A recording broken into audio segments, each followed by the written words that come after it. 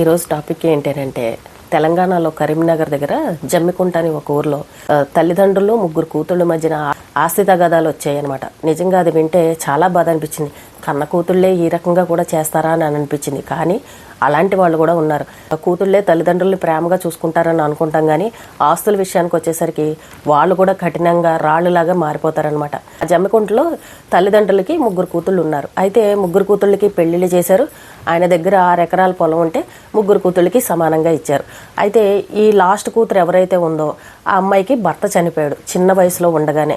అంటే అమ్మాయికి 2 పిల్లలు ఉన్నారు. ఒక పాప, 6 నెలల బాబు ఉండగా ఆ అమ్మాయికి భర్త చనిపోయాడు. మరి ఆడపిల్లకి భర్త చనిపోయాడు అని అంటే ఎక్కడికి వెళ్తుందండి? తల్లిదండ్రుల దగ్గరికే కదా వచ్చేది.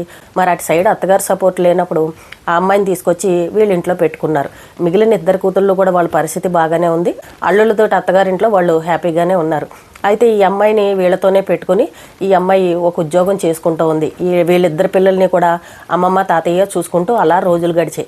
అయితే ఈ పెద్ద ఆయన పేరు మీద కూడా కొంచెం పొలం ఉన్నట్టుంది. ఆ పొలాన్ని ఆయన వ్యవసాయం చేసుకుంటూ, అంటే ఈ కూతుళ్ళకి ఇచ్చిన పొలం మరి ఆయన తదనంతరం రాసినట్టున్నారు. మరి ఆయన బతుకున్నంత వరకు కూడా ఆయన తినాలి కాబట్టి ఆ పొలాన్ని ఆయన వ్యవసాయం చేసుకుంటూ కాలాన్ని గడుపుతున్నారు. అంటే ఈ భర్త చనిపోయిన అమ్మాయికి ఒక బాబు ఉన్నాడని చెప్పాను కదా, 6 నెలల బాబు. ఆ పిల్లాడు కొంచెం పెద్దవగానే ఈ తల్లిదండ్రులు ఏం చేశారంటే, మాకు ఎలాగో కొడుకులు లేరు కదా, ఈ మా మనవడిని మేము దత్తత తీసుకుంటామని చెప్పేసి బంధువులకి, ఈ కూతుళ్ళిద్దరికి, అల్లుళ్ళకి అందరికీ చెప్పి ఆయన ఒక పెద్ద ఫంక్షన్ చేశారు. ఆ ఫంక్షన్ చేసినప్పుడు కూడా అందరూ ఉన్నారు, ఎవరికి రహస్యంగా చెప్పకుండా మాత్రం చేయలేదు. అక్క చెల్లెళ్ళు ఇద్దరు ఒప్పుకున్నారు, అల్లుళ్ళు ఒప్పుకున్నారు. సరే చెల్లికి భర్త లేరు కదా, ఒక తోడుంటుందిలే అని చెప్పేసి, నాన్నకి మగపిల్లలు లేరు కదా, ఆ సరదా కూడా తీరుతుందని అన్నట్టు అందరూ ఒప్పుకున్నారు. పైగా పెద్ద కూతుళ్ళు ఇద్దరికి కూడా మగపిల్లలు ఉంటే వాళ్ళకు కూడా ఇద్దరిద్దరు మగపిల్లలు ఉంటే ఆ 4 పిల్లలకి, ఈ దత్తత తీసుకున్న అబ్బాయికి మొత్తం 5 పిల్లలకి కూడా పంచెల ఫంక్షన్ చేశారు. పంచెల ఫంక్షన్ చేసి దత్తత తీసుకున్నారు. అది బంధువులందరినీ పిలిచి గ్రాండ్గానే ఫంక్షన్ చేశారు. అక్కడ వరకు బాగానే ఉంది, అందరూ ఒప్పుకున్నారు, అందరూ సంతోషించారు. అలా కొద్ది రోజులు కాలం గడిచింది. ఈ లోపు పిల్లలు పెద్దవాళ్ళు అయ్యారు. ఈ భర్త చనిపోయిన అమ్మాయి చక్కగా ఉద్యోగం చేసుకుంటూ అమ్మ నాన్నని చూసుకుంటూ, అక్కడ ఆ తల్లిదండ్రికి ఉండడానికి ఇల్లు సరిగ్గా లేదని చెప్పేసి ఈ అమ్మాయి సంపాదించుకొచ్చిన డబ్బులతోటి అక్కడ ఒక ఇల్లును కట్టింది. ఇల్లును కట్టి ఆ ఇంట్లో అమ్మా నాన్నని పెట్టి అమ్మా నాన్నతో పాటే ఈ అమ్మాయి పిల్లలు కలిసి ఉంటున్నారు. ఇల్లు చక్కగా కట్టేసరికి ఇంకా అక్క చెల్లెల్లో ఒక కుళ్ళు అనేది మొదలైంది. ఇన్ని రోజులు దీనికి ఒకప్పుడు ఏమీ లేదు, ఇప్పుడేమో ఇది సంపాదించుకుని ఇల్లు కట్టింది, పైగా దాని కొడుకునేమో అమ్మ నాన్న దత్తత తీసుకున్నారు, రేపు ఈ ఆస్తి అంతా వాడికే వెళ్ళిపోతుందని ఒక రకమైన ఆలోచన, కుళ్ళు అనేది వచ్చేసింది. అయితే మరి ఆ పొలాలు ఈయన రిజిస్ట్రేషన్ చేయలేనట్టున్నారు. ఆ కూతుళ్ళు ఈ పెద్ద ఆయన మీద, అంటే తండ్రి మీద గొడవకు రావడం మొదలుపెట్టారు. నువ్వు తొందరగా మాకు రిజిస్ట్రేషన్ చెయ్యి, నువ్వు రిజిస్ట్రేషన్ చేయకుండా ఎందుకు పెట్టావు, నువ్వు దత్తత తీసుకున్నావు కాబట్టి ఈ ఆస్తి అంతా ఆ పిల్లాడికే వెళ్ళిపోతుందని చెప్పేసి ఇలా గొడవలు పెట్టడం మొదలుపెట్టారు. అస్తమాను కూతుళ్ళు ఇద్దరు రావడం, తల్లిదండ్రి మీద గొడవ వేసుకోవడం, ఈ అమ్మాయి ఉద్యోగానికి వెళ్ళగానే వచ్చి ఏదో ఒక తగువ పెట్టుకోవడం, వాళ్ళని కొట్టడం, తిట్టడం, అన్నం తింటుంటే మట్టి వేసేయడం, పళ్ళాలు విసిరేయడము, తల్లి మెడలో 3 తులాల పుస్తలు తాడుంటే అది లాక్కుని వెళ్ళిపోవడం, వచ్చినట్టు తల్లిదండ్రిని కొట్టేయడం, ఇలాంటివన్నీ కూడా జరిగాయి. పొలంలో బోర్ వేయించుకుంటే ఆ బోర్ పీకేసి, పైపులు పీకేసి, కరెంటు పీకేసి ఇష్టం వచ్చినట్టు నానా రభస చేశారు. అరే ఇంకా పొలాన్ని నేను చేయలేకపోతున్నాను, వయసు అయిపోయింది కదా అని చెప్పేసి పొలాన్ని ఆయన కవులకి ఇద్దామనంటే ఆ కవులు తీసుకుని అతని దగ్గరికి వెళ్ళి, నువ్వు పొలం తీసుకున్నావనంటే మర్యాదగా ఉండదు, అది మా పొలం అని చెప్పేసి కవులు అతని దగ్గరికి వెళ్ళి కూడా ఈ ఆడపిల్లలు గొడవ పెట్టేసి ఆ పొలాన్ని కూడా ఎవరికి కూడా కవులకి ఇవ్వకుండా అడ్డం పడిపోయి నాన్న రభస చేస్తున్నారు. ఇప్పుడు పొలంలో గింజలు పండించకపోతే వీళ్ళకి ఆదాయం ఎక్కడ నుండి వస్తుందండి? మరి వీళ్ళు ఎలా బతకాలి? పొలం మాది, నువ్వు పండించడానికి లేదని చెప్పేసి వాళ్ళ మీద కూడా గొడవకు వెళ్ళిపోతున్నారు. ఇలా అన్ని రకాలుగా కూడా వాళ్ళని ఇబ్బంది పెడుతుంటే ఈ భర్త చనిపోయిన కూతురు ఏం చేసిందంటే, అమ్మాయి ఉద్యోగానికి వెళ్తుంది కాబట్టి తల్లి తండ్రికి కొంచెం కాపలాగా ఉంటుందని అన్నట్టు ఆ అమ్మాయి సీసీ కెమెరాలు పెట్టించింది ఇంట్లో. ఎవరు వస్తున్నారు, ఎవరు వెళ్తున్నారు, వచ్చి అమ్మ నాన్నని కొడుతున్నారు కదా అని పెట్టేసరికి ఆ సీసీ కెమెరాలు పెట్టినా సరే ఇంటికి రావడం, సీసీ కెమెరాలు ఆఫ్ చేసేయడం, వాళ్ళని ఇష్టం వచ్చినట్టు కొట్టేయడం, తిట్టేయడం, వెళ్ళిపోవడం, ఇది జరుగుతున్న పరిస్థితి. ఇంకా లాస్ట్కి ఇలా గొడవ జరుగుతుంటే చివరికి ఏం చేశారంటే, ఆ 2 కూతుళ్ళు 2 అల్లుళ్ళు కలిసి ఆ అమ్మాయి ఉన్న ఇంట్లోకి వచ్చేసి, ఇది మా ఇల్లు, మీరెవరు ఇక్కడ ఉండడానికి లేదని చెప్పేసి అమ్మ నాన్నని, భర్త చనిపోయిన అమ్మాయిని మొత్తం అందరినీ బయటికి గెంటేశారు. ఇంకా తల్లిదండ్రిని కొట్టి బయటికి గెంటేసరికి వాళ్ళు వెంటనే వెళ్ళి పోలీస్ స్టేషన్లో కంప్లైంట్ ఇచ్చారు. అయితే పోలీసులు ఈ కేసును తీసుకోలేదు.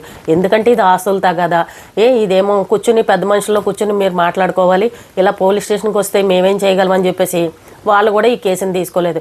బట్టలు ఇవ్వట్లేదండి, ఇంట్లోంచి బయటకు గెంటేశారు, మరి మేము ఎక్కడ ఉండాలి, మా బట్టలు మందులు అన్ని ఇప్పించండి అని అంటే పోలీసు వాళ్ళు ఏమో 2 కానిస్టేబుల్ పంపిస్తే కానిస్టేబుల్ వచ్చి వాళ్ళ బట్టలు అవన్నీ తీసుకుని మళ్ళీ కూతురుతోటి వేరే ఇంటికో ఏమో వెళ్ళిపోయారు. అంటే ఇప్పుడు ఆ ఇంటిని కూడా ఆ 2 కూతుళ్ళు ఆక్రమించుకున్నారు. మీరు ఇదంతా మాది, మాకు వెంటనే రిజిస్ట్రేషన్ చెయ్యి, మీరు ఇంట్లో ఉండడానికి లేదు అని చెప్పేసి కూతుళ్ళు గొడవ పెట్టారు. అంటే చూడండి, ఆ 3 అక్క చెల్లెలు ఒకప్పుడు వయసులో ఉన్నప్పుడు చాలా ప్రేమగా అభిమానంగా ఉన్నారు. పెద్దవాళ్ళు అయిన తర్వాత ఎప్పుడైతే ఈ మనవాడిని దత్తత తీసుకున్నారో వాళ్ళు రోజులు గడిచే కొద్దీ ఇంకా వీళ్ళలో ఒక స్వార్థం అనేది పెరిగిపోయింది. దత్తత తీసుకున్నప్పుడేమో వీళ్ళలో ఏమీ కోపాలు లేవు, అందరూ ఒప్పుకుంటేనే వాళ్ళు చేసుకున్నారు. కొంత వయసు వచ్చి అన్ని కొనుక్కొని ఇల్లు కట్టుకొని అంతా కొంచెం బాగుంది, బాగుపడ్డారని అనేసరికి కూతుళ్ళలో ఒక స్వార్థం అనేది వచ్చేసింది. తల్లిదండ్రుని చూసుకునే బాధ్యతలు కూడా ఈ భర్త చనిపోయిన అమ్మాయే తీసుకుంది. వాళ్ళని దగ్గర పెట్టుకుని చూసుకుంటోంది. వాళ్ళు కూడా తల్లిదండ్రులు కూడా ఈ అమ్మాయికి ఆసరాగా ఉన్నారు, 2 పిల్లల్ని చూసుకుంటున్నారు. ఇప్పుడు వాళ్ళిద్దరు సంసారాలు చక్కగా ఉన్నాయి, అత్తారింట్లో బాగానే ఉన్నారు, మీకు ఇవ్వాలనుకున్న ఆస్తిని ఇచ్చేస్తామని చెప్పినా సరే వీళ్ళు ఎక్కడ కూడా ఆగట్లేదు. మొత్తం అంతా మాకు ఇప్పుడు రిజిస్ట్రేషన్ చేయని, ఇంకా మరి వాళ్ళ దగ్గర ఏమన్నా బంగారాలు ఇలాంటివి ఉన్నాయేమో, తల్లిదండ్రుల్ని వేధించేయడము, ఇష్టం వచ్చినట్టు కొట్టేయడం, ఇలాంటివి చేస్తున్నారు. ఆడపిల్లలు అయ్యుండి చూసారా అండి ఎంత దారుణంగా ఉన్నారో. ఆస్తి కోసం స్వార్థంగా ఆలోచిస్తున్నారు తప్ప అమ్మ నాన్న మీద ప్రేమ ఎక్కడా చూపించట్లేదు. మరి అందరూ కలిసి కూర్చుని చక్కగా మాట్లాడుకుంటే ఈ సమస్య తీరిపోతుంది కదా, పెద్ద మనుషులు పెట్టుకుని మాట్లాడుకోవచ్చు కదా. ఇంటి మీదకి వచ్చి తల్లిదండ్రుని కొట్టేయడం, ఆ పొలంలో కడుగు పెట్టనివ్వకపోవడం, వాళ్ళు ఇష్టం వచ్చినట్టు చేస్తున్నారు. ఇదంతా మాదే మాదే అని అడ్డంగా దెబ్బలాడుతున్నారు. కొంతమంది ఆడపిల్లలు ఎంత దారుణంగా ఉన్నారు చూసారా. ఇప్పుడు మాకు రిజిస్ట్రేషన్ చేస్తావా లేదా అని చెప్పేసి 2 కూతుళ్ళు వచ్చి తల్లిదండ్రుని కొట్టేస్తున్నారు. అసలు చేతులు ఎలా వచ్చేయండి తల్లిదండ్రుని కొట్టడానికి? ఎంత పాపం అండి. కన్న తల్లిదండ్రులను ఆ రకంగా కొడతారా? మరి అల్లుళ్ళు సపోర్ట్ తీసుకుని చేస్తున్నారా, లేకపోతే మరి వీళ్ళు ఏ ధైర్యంగా చేస్తున్నారో కూడా అర్థం కాని పరిస్థితి. 2 కూతుళ్ళకి సమానంగా ఇస్తానన్నప్పుడు మరి వాళ్ళకి ఇచ్చేస్తని వాళ్ళు చక్కగా తీసుకుంటే అయిపోతుంది కదా. ఆయన ఇప్పటికీ కూడా ఇస్తాననే చెప్తున్నారు, ఇవ్వనని ఎక్కడా చెప్పట్లే. కానీ వాళ్ళు ఇంకా ఏదో ఆశపడి ఇంకా ఉన్నది కూడా మాదే అని అన్నట్టు ఈ అమ్మాయి కట్టిన ఇంటిని కూడా వాళ్ళు ఆక్రమించేసుకుని ఇంట్లోంచి బయటికి గెంటేశారు. ఈ భర్త చనిపోయిన అమ్మాయి ఆ తల్లిదండ్రి పరిస్థితి రోడ్డున పడింది. ఇప్పుడు వాళ్ళు పోలీస్ స్టేషన్కి వెళ్తే పట్టించుకోవట్లేదు. ఇప్పుడు లాస్ట్కి మీడియా వాళ్ళ దగ్గరకు వచ్చి చెప్పుకొని బాధపడుతున్నారు, మాకు న్యాయం చేయండి, మేము పోలీస్ స్టేషన్కి వెళ్ళినా మా కేసు తీసుకోవట్లేదు, ఇదిగో మా అమ్మ మా నాన్నని కొట్టేశారు, మా పరిస్థితి ఏంటని చెప్పేసి కూతురు తల్లిదండ్రి కూడా మీడియా వాళ్ళకి వచ్చి చెప్పుకొని బాధపడుతున్నారు. మనం అనుకుంటాం చిన్నప్పుడు ప్రేమగా ఉన్నారు, వీళ్ళ మధ్యన గొడవలు రావు, ఎప్పటికీ ఇలాగే ఉంటారని అనుకుంటాం. కానీ వాళ్ళకి పిల్లలు పుట్టి పిల్లలు పెద్ద అయ్యేసరికి ఒక స్వార్థం అనేది వచ్చేస్తుంది అనమాట. వీళ్ళ పిల్లలకి పెట్టారంటే వాళ్ళకి కోపం, వాళ్ళకి పెట్టారంటే వీళ్ళకి కోపం. ఇలాగా మా పిల్లలకి ఏమీ పెట్టలేదు, మాకు ఇస్తానన్నది ఇవ్వలేదు, అక్క చెల్లెల్లోనే అది బాగుపడిపోయింది, భర్త లేకపోయినా అది సొంత ఇల్లు కట్టుకుంది, మాకేమీ లేదు అని అన్నట్టు ఇలా ఒక రకమైన కుళ్ళు అనేది ఆటోమేటిక్గా వచ్చేస్తుంది అనమాట. పుట్టినప్పుడు ఒకే రక్త సంబంధంతో పుట్టినా సరే పెరిగేసరికి చిన్నప్పుడు ఎంత ప్రేమగా ఉన్నా పెళ్ళిళ్ళు అయిపోయి వాళ్ళకి పిల్లలు పుట్టేసరికి మనసులు మారిపోతాయి, ప్రేమాభిమానాలు దూరం అయిపోతాయి.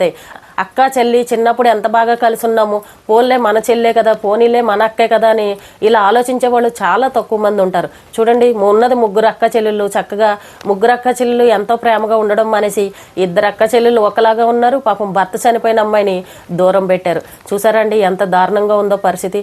అంటే ఈ అమ్మాయికి తల్లిదండ్రులు కూడా అండగా ఉండకూడదు అనమాట. అటు అత్తగారు వాళ్ళు లేకుండా, ఇటు తల్లిదండ్రులు లేకుండా, ఇటు భర్త లేకుండా 2 పిల్లలతోటి ఎక్కడికి వెళ్ళిపోతుంది? అయ్యో మన చెల్లే కదా, తనకు మగతోడు లేదు కదా, మనం చూడకపోతే ఎవరు చూస్తారు, అమ్మ నాన్న చూసుకుంటారు కదా అన్న ఆలోచన కూడా ఆ సొంత అక్క చెల్లెలకి లేదు అని అంటే వాళ్ళ మనసులో ఎటువంటివో అక్కడే అర్థమైపోతుంది. ఇలా పోలీస్ స్టేషన్కి అక్కడికి వెళ్ళి మాట్లాడడం వల్ల ఏం ఉపయోగం చెప్పండి? పోలీసులు కూడా ఏమంటారంటే ఇది ఆస్తి తగాదాలు కాబట్టి మీరు కోర్టులో కేసు వేసుకోండి అంటారు, లేదనంటే పెద్ద మనుషులు పెట్టుకుని తేల్చుకోండి అని అంటారు. ఈ కూతుళ్ళు మాత్రం తల్లిదండ్రిని కొట్టడం చాలా తప్పు. ఎందుకంటే వాళ్ళు ఎంతో కష్టపడి మీకు పెళ్లిళ్ళు చేసి ఆస్తులు ఇచ్చినప్పుడు అమ్మ నాన్న అని కొంచెం కూడా మీరు మర్యాద ఇవ్వకుండా ఈ రకంగా కొడితే ఆ తల్లిదండ్రులకి మీ మీద నమ్మకం ఏముంటుంది చెప్పండి?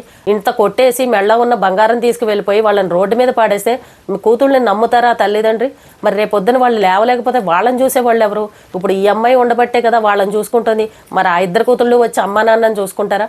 ఏది ఏమైనా కానండి, కొట్టడం అయితే తప్పు, వాళ్ళని ఇంట్లోంచి బయటకు గెంటేయడం అది అంతకన్నా తప్పు. ఇప్పుడు 3-4 కూతుళ్ళు ఉన్నారనుకోండి, అందులో ఒకళ్ళ పరిస్థితి బాగోలేదనుకోండి, తల్లిదండ్రులు చూపెప్పుడు కూడా ఆ పరిస్థితి బాగోలేని వాళ్ళ కోసమే ఆలోచిస్తారు. అయ్యో ఈ కూతురు పరిస్థితి బాగోలేదే, మిగిలిన పిల్లలు 2 బాగున్నారు, ఈ అమ్మాయికి ఏదన్నా సాయం చేయాలి, ఈ అమ్మాయికి అండగా నిలబడాలి, తినకు కూడా ఒక దారి చేయాలని తల్లిదండ్రులు కూడా ఆలోచిస్తారు. కొంత పిల్లని ఇలా ఉంచేసామని అంటే రేపొద్దున్న ఎవరు చూసేవాళ్ళు ఉండరు, మనం ఉన్నంత వరకు ఉంటుంది, తర్వాత అమ్మాయి పరిస్థితి ఏంటని ఇంకో పెళ్లి చేసేవాళ్ళు కూడా ఉంటారు. మగతోడు అనేది ఉండాలి, జీవితానికి ఒక అండ ఉండాలని చెప్పేసి కొంతమంది కొంతమంది పెద్దవాళ్ళు చిన్న వయసులో కనుక భర్త చనిపోయారని అంటే రెండో పెళ్లి చేస్తూ ఉంటారు. అంటే మరి ఈ అమ్మాయికి 2 పిల్లలు ఉండడం వల్ల ఆ అమ్మాయి మరి చేసుకోనందో ఏమో మరి తెలియదు, కానీ తల్లిదండ్రుల దగ్గర ఉంటూ చక్కగా ఉద్యోగం చేసుకుంటూ అమ్మమ్మ తాతయ్య ఆ పిల్లల్ని చూసుకుంటూ ఏదో జీవితాన్ని గడుపుతున్నారు. ఈ చెల్లికి సాయం చేయడం మానేసి చెల్లి మీదకి వచ్చి దెబ్బలాడడం, చెల్లిని చూస్తున్నందుకు అమ్మా నాన్న మీద దెబ్బలాడడం, ఇవన్నీ కరెక్టా చెప్పండి? చిన్నప్పుడు ఒకలాగా ఉంటారు, పెళ్ళిళ్ళు అయ్యాక ఒకలాగా ఉంటారు. వాళ్ళకి పిల్లలు పుట్టి పిల్లలు పెద్దవాళ్ళు అయిన తర్వాత ఒక రకమైన మనస్తత్వం వచ్చేస్తుంది. స్వార్థం అనేది పెరిగిపోతుంది అనమాట. బంధాలు లేకపోయినా పర్వాలేదు, ఎవరు మాట్లాడకపోయినా పర్వాలేదు, మా ఆస్తులు మాకు ఇచ్చేయండి అని ఈ రకంగా దౌర్జన్యాలకు దిగుతున్నారు. ఎక్కడ కూడా బంధుత్వాలు చూడట్లేదు, చుట్టరికాలు చూడట్లేదు.